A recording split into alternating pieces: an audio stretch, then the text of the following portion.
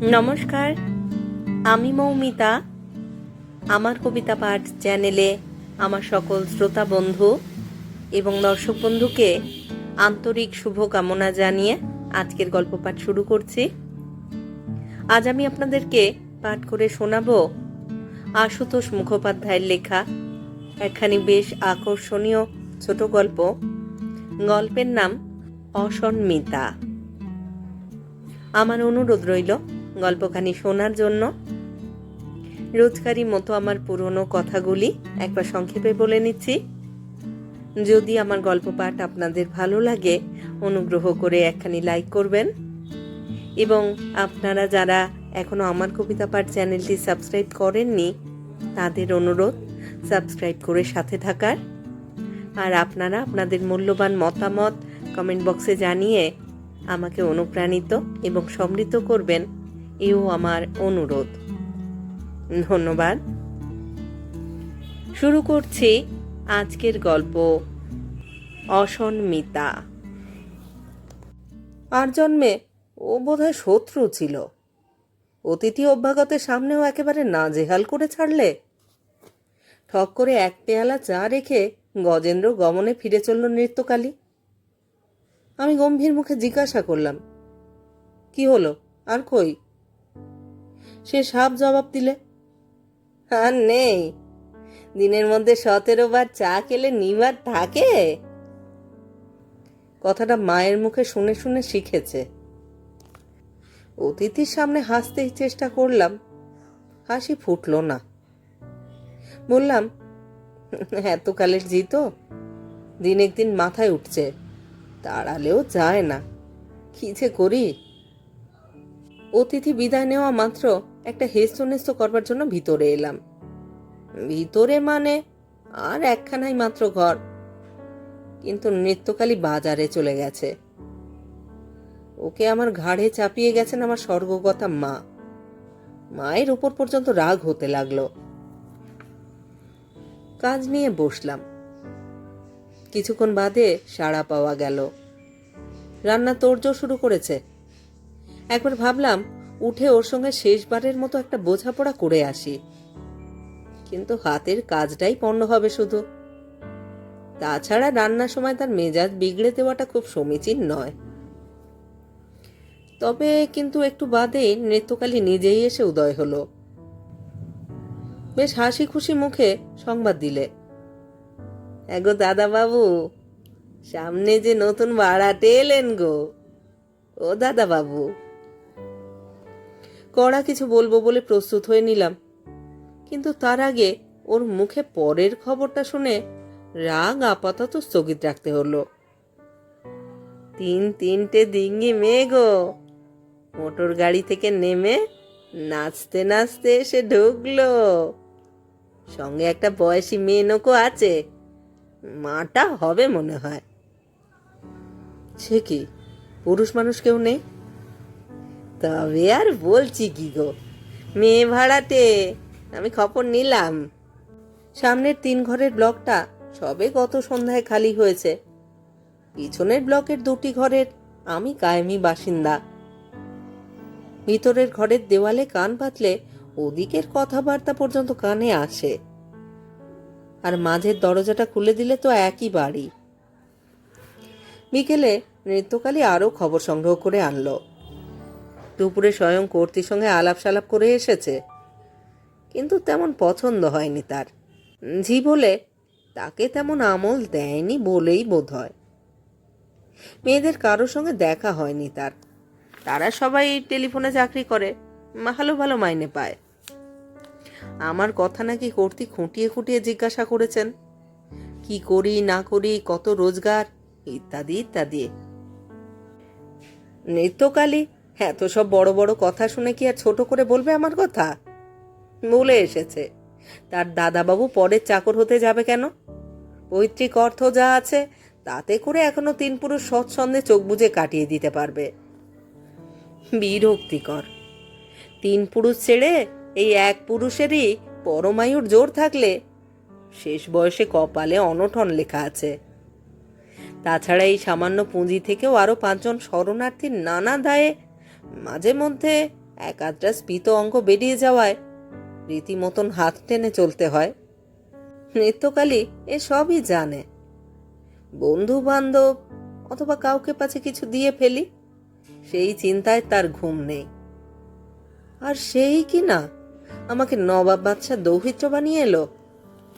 ক্রমশ আরও কিছু কিছু খবর সরবরাহ করতে লাগলো নৃত্যকালী, কিন্তু নিজে একদিনও সে আর যায়নি ও বাড়ি।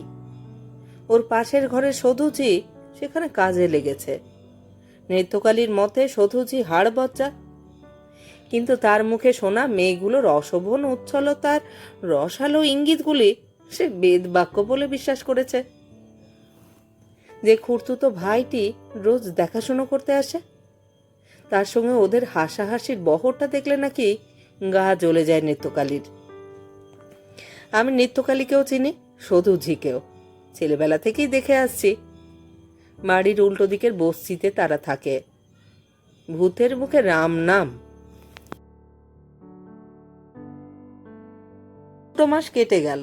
নবাগতাদের সঙ্গে মাঝে মাঝে চাক্ষুষ দেখা সাক্ষাৎ হয়ে যায় বটে, কিন্তু আলাপ হয়নি কারোর সঙ্গে। বেশ সুশ্রী মেয়ে 3টি, কারোর সঙ্গে কারোর চেহারায় মিল নেই।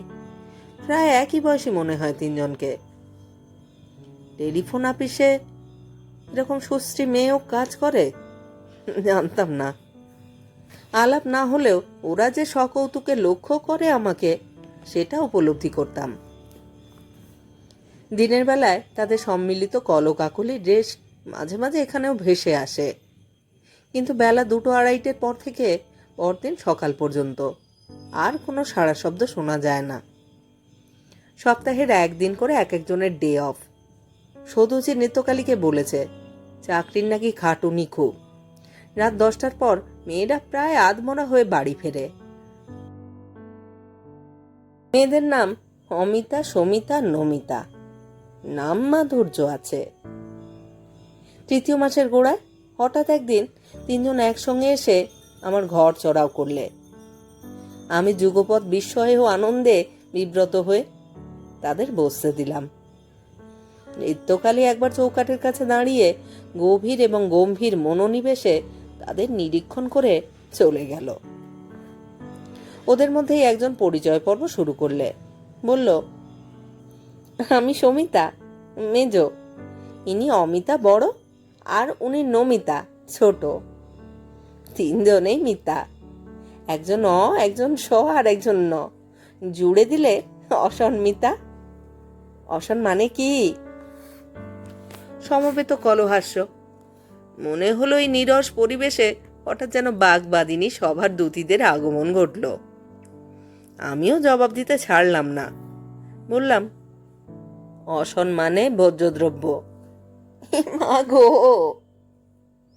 সম্মিলিত রাগ রক্ত অভিব্যক্তি সমিতার এবং নমিতার। অমিতা ভ্রুভঙ্গি করে তাদের বলতে চাইল, আর ফাজলামো করতে যাবি? 3জনের মধ্যে সমিতারই বোধ করি বাক্য ছটার জোর বেশি। বলল, আপনার লেখা একটু আধটু পড়ি, কিন্তু আমার ভুলেও যাই। কিন্তু দিদি মস্ত ভক্ত, ও আপনার লেখা পড়ে না। গেলে আমরা পাশাপাশি থাকি, দেখুন না, দিদি তো আলাপ করবার জন্য অস্থির, কিন্তু ওদিকে ভিতর এক শেষ। এত বড় লেখক কিনা কি ভাববে। শেষে আমি সাহস দিয়ে নিয়ে এলাম। বললাম, চলি না, 3জন গিয়ে পড়ি একসঙ্গে। ভদ্রলোক তো মারধর আর করবেন না। অমিতা ছদ্ম কোপে বলল, তুই তো আচ্ছা মিথ্যেবাদী। ওর লেখা আমার থেকে তুই ডবল মন দিয়ে পড়িস। হাসলো একটু। সত্যি, কিন্তু অনেকদিন আপনার সঙ্গে আলাপ করবার ইচ্ছে হয়েছে। এখানে আসার অনেক আগে থেকেই আপনাকে আমরা চিনি। আমি এবার সপুলকেই ঘাবড়ে গেলাম। পাবলিশারের ঘরে বইয়ের ঢিপি জমে আছে, বিক্রি নেই। এখনো মাসিক সাপ্তাহিকে লেখা ছাপবার জন্য কর্মকর্তাদের মনোরঞ্জন করে চলতে হয়। তারই মধ্যে নারী মুখের এই অবিশ্রান্ত স্তুতি শুনলে আপনারা কি করেন? কিন্তু যা করেন তাতে ছন্দপতন ঘটালেন নৃত্যকালী। ডাকার আগেই সে ঘরে ঢুকে বলল, দুপুরে যখন বেরুবে চা চিনি কৌটোর দুধের পয়সা দিয়ে যেও, সব ফুরিয়ে গেছে। মিলিটারি মেজাজে সে আবার প্রস্থান করলো। আমি অবাক। নিঃসন্দেহে জানি ও 3টে সামগ্রী ঘরে মজুত আছে, কারণ 2 দিনও হয়নি ওগুলি আনা হয়েছে।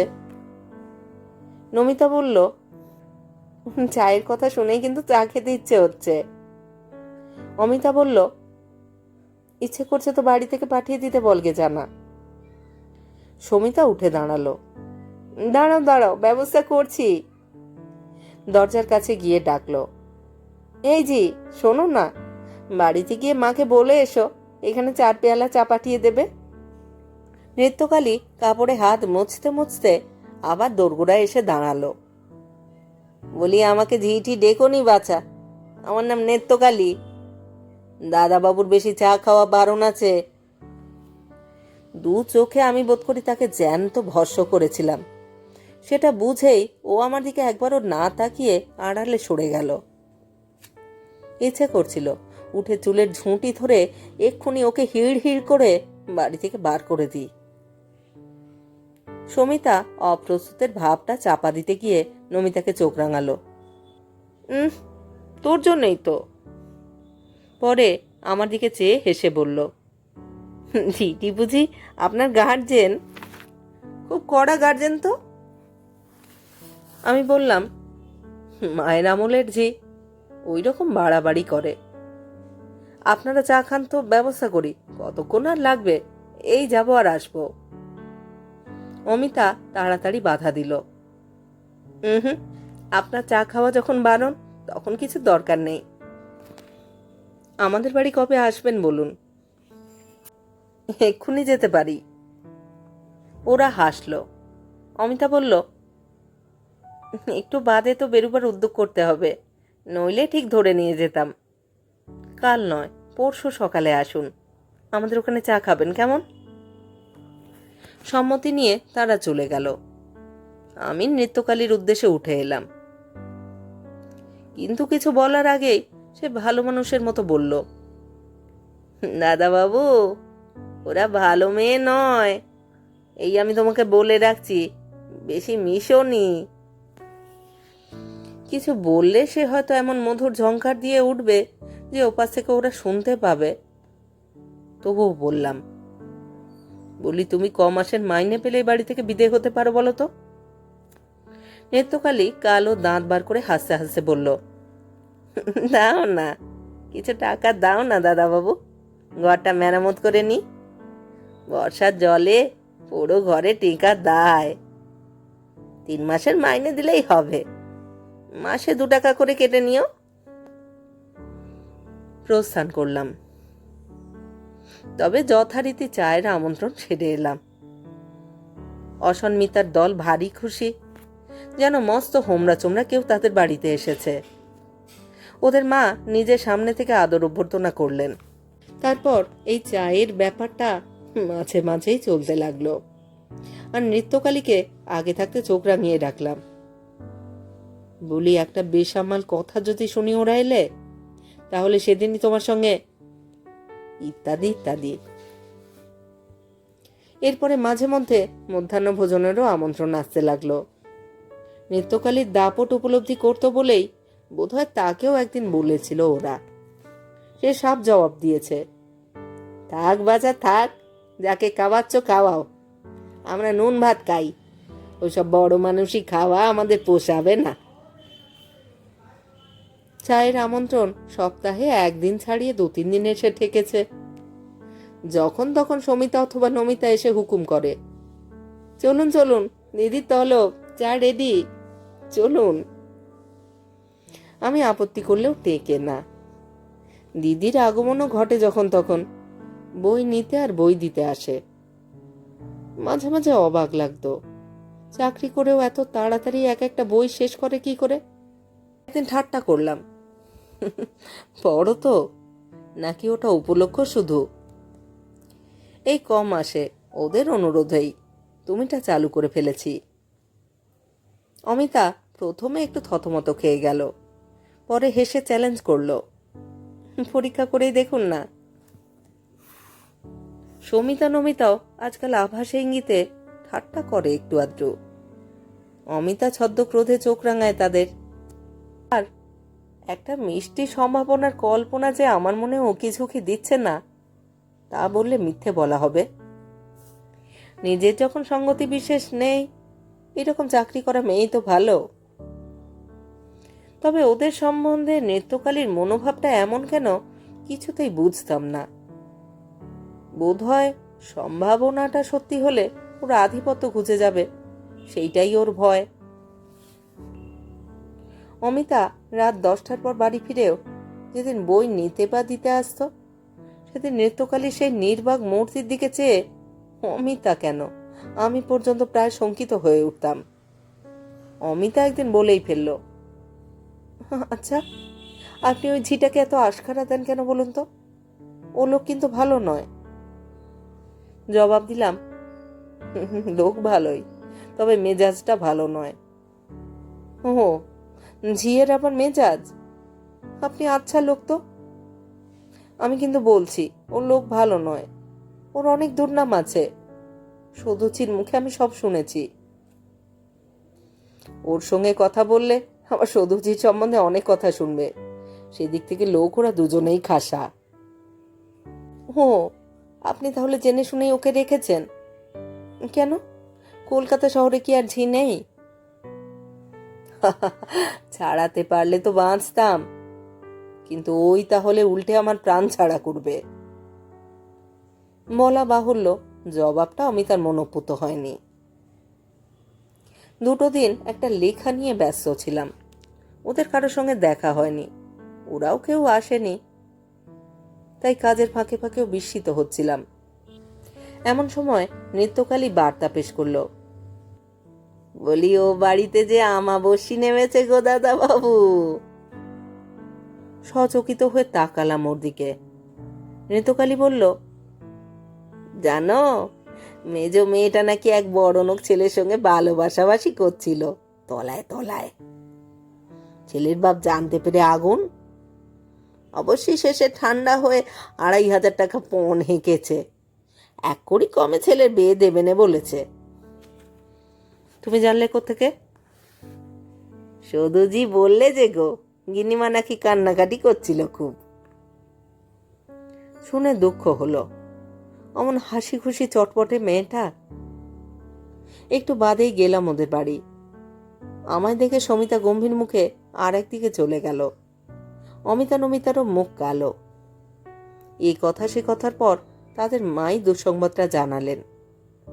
ছেলেটা নাকি ভালো, কিন্তু বাপটা চামার। বাপের অমতেই বিয়ে করত, কিন্তু তাহলে ত্যায্যপুত্র করে দেবে, অত বিষয় সম্পত্তি, এই একমাত্র ছেলে, ইত্যাদি ইত্যাদি। আমি বললাম, একমাত্র ছেলে যখন, বাপের দাবিটা নামতেও পারে, অপেক্ষা করে থাকুন না। অমিতার কাছে গিয়ে বসতে সে বলল, ইস, সমীর জীবনটাই মাটি হয়ে যাবে। আমি 3 বছর আগেই বলেছিলাম জানেন, ওসব বড় লোকের ধারে কাছে যাসনি। আমাকে তখন মারে আর কি। তবে ভদ্রলোক অবশ্য ভালো মানুষই। ভালো মানুষের সম্বন্ধে 2-4টে কড়া কথা বলতে পারতাম, কিন্তু কি লাভ। পরদিন দুপুরের দিকে সমিতা এলো, ক্লিষ্ট বিষণ্ণ মুখ। বলল, একটা বই দিন না দেখি, সময় কাটছে না। আজ অফিসে যাওনি? না, ভালো লাগলো না। ওকে বসতে বললাম, বসলো না। বললাম, বাস্তবিক ভারী দুঃখের কথা। সমী জবাব দিল,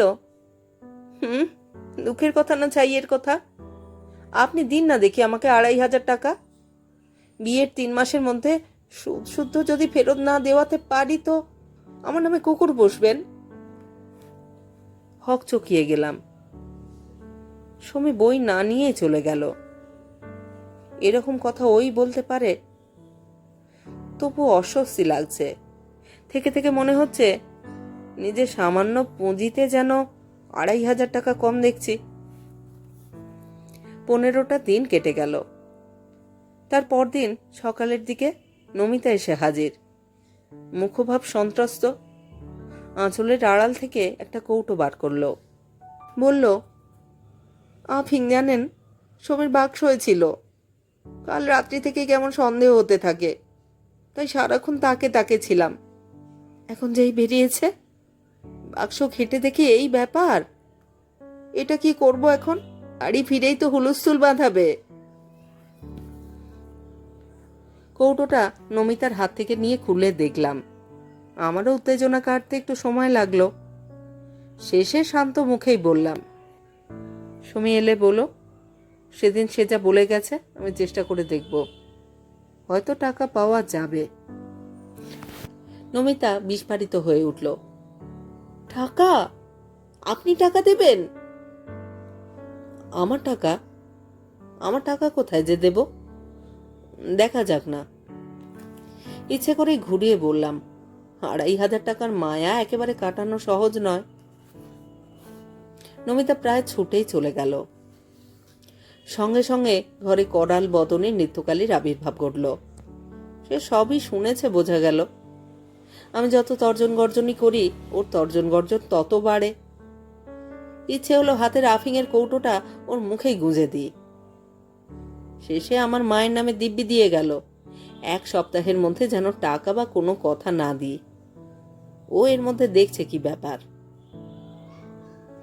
একে একে 2 দিন কাটলো। ও বাড়ির আদর দ্বিগুণ বেড়ে গেল। কিন্তু ভালো লাগে না আমার। 2,500 টাকা শোক বোধ হয়। অমিতা একদিন নিরালায় জিজ্ঞাসা করলো, আচ্ছা, ওদের তাহলে কথা পাঠিয়ে দিই? নিষ্পৃহ মুখে বললাম, থাক না, যাক কটা দিন, একটু চেষ্টা করে দেখি। অমিতা ঈষৎ অসহিষ্ণু কণ্ঠে বলল, এরকম বললে কি করে হবে? আশা দিয়ে ফেলেছ যখন, না দিয়ে তো আর পারবে না। মিছিমিছি দেরি করে লাভ কি? টাকার আশ্বাস দিয়ে পাঠানোর পর থেকে অমিতা আমাকে তুমি বলছে, কিন্তু তবু তার কথাগুলো কেমন যেন কটু লাগলো কানে। এদিকে নৃত্যকালী মায়ের দিব্যি দিয়ে রেখেছে 7 দিনের আগে কিছু বলবো না। তাছাড়া ও এমন বিষদৃষ্টিতে দেখে কেন ওদের? এই চিন্তাটাও বোধ করে নিজের অজ্ঞাতে মনে আসছে এখন। জবাব দিলাম, আশা দিয়েও যদি আত্মহত্যা থেকে কাউকে বাঁচানো যায়, সেটা খারাপ কি? দেখি না কটা দিন না গেলে কিছুই বলতে পারছি না। এরপরে 3 দিন আর কোনো সাড়া শব্দ নেই। তারাও আসেনি বা ডাকেনি, আমিও যাইনি। কেমন একটা থমথমে ভাব। ভাবছি আর 2 দিন গেলেই ব্যাংক থেকে 2,500 টাকা তুলে একেবারে ওদের হাতে দিয়ে ফেলে টাকা শোকটা ভুলবো। যেটা যাবে সেটা না যাওয়া পর্যন্তই অস্বস্তি। 6 দিনের দিন বেলা 4টে নাগাদ নৃত্যকালী সেই কালো দাঁত বার করা হাসি হাসতে হাসতে ঘরে ঢুকলো। কি গো, বলি, কি গো দাদা বাবু, ওদের টাকা দেবে তো?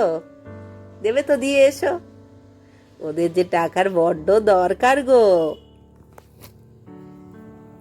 আমি শুয়ে শুয়ে কাগজ পড়ছিলাম, কাগজ সরালাম। নৃত্যকালী পা ছড়িয়ে বসলো মেঝেতে।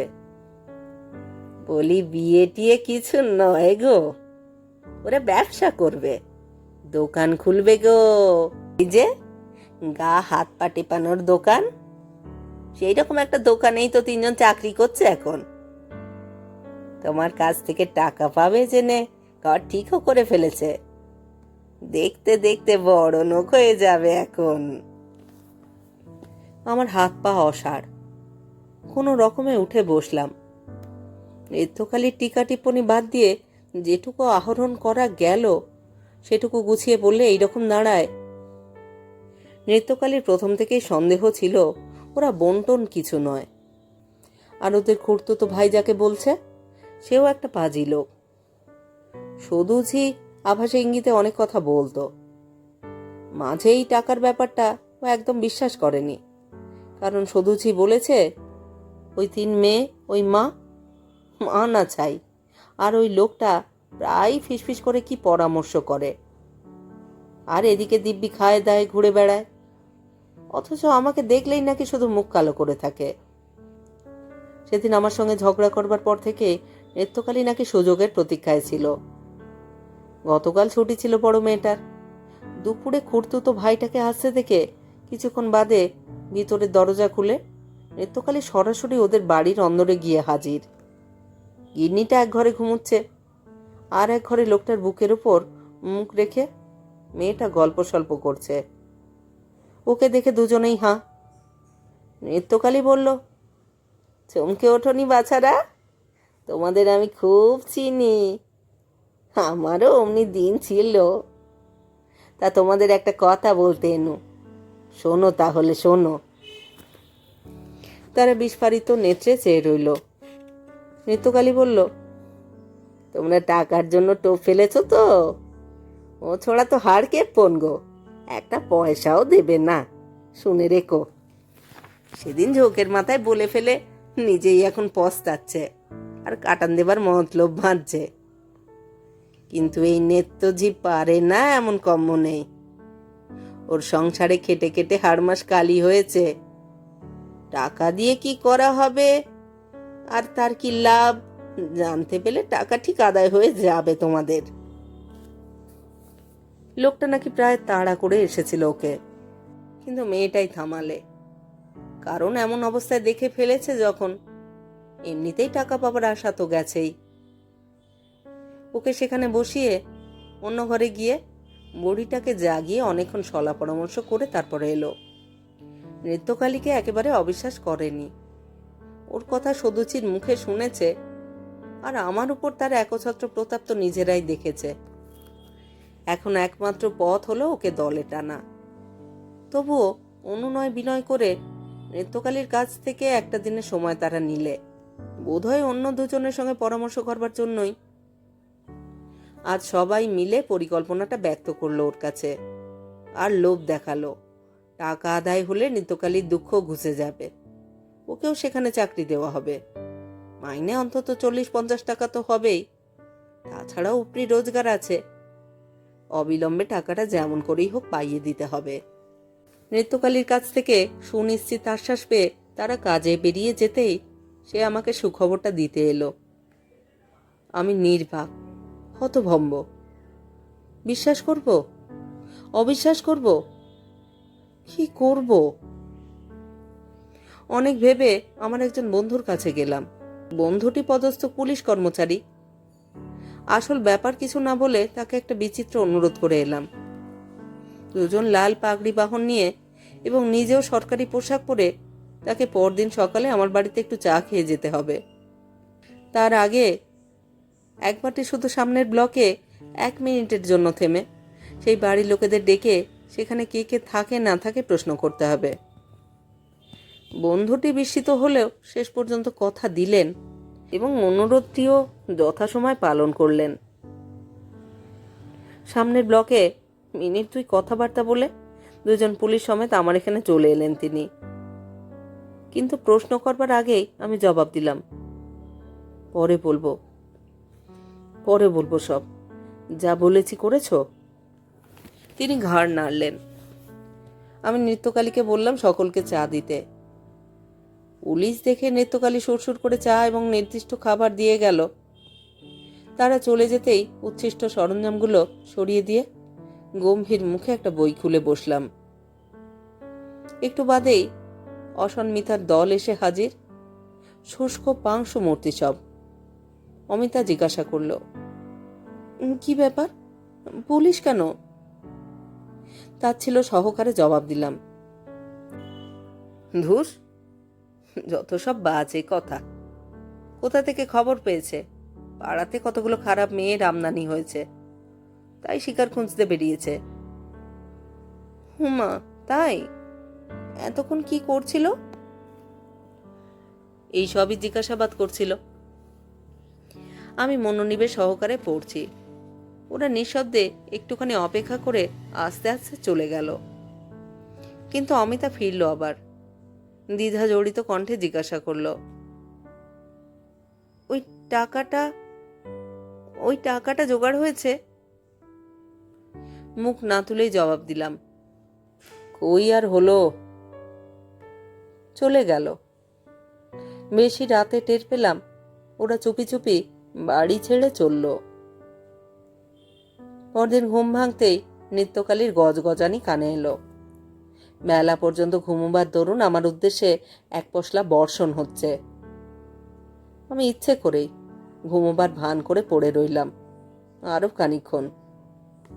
নৃত্যকালী বকেই চলেছে, আর আমি ভাবছি আর জন্মে ও বোধহয় মাই ছিল।